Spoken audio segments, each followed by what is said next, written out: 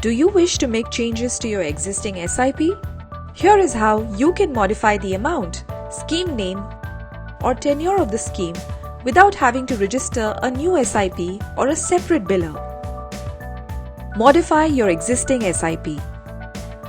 Log on to your account from www.dspim.com on the home screen.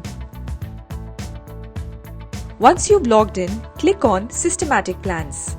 This will appear on the left panel if you're using a computer and on the top panel if you're using your mobile. Select the SIP which you wish to modify by clicking on drop-down icon. Here, click on Modify option. In the Modify screen, you can edit the scheme name, amount, and tenure. Next, click on Add Transaction. Check details of modified SIP and click on Confirm. And that's it! Your SIP is successfully modified.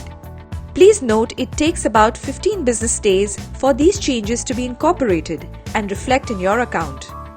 If you get stuck at any point, please call us at 1800-208-4499. You may also mail us at service@dspim.com along with error screenshot should you face any.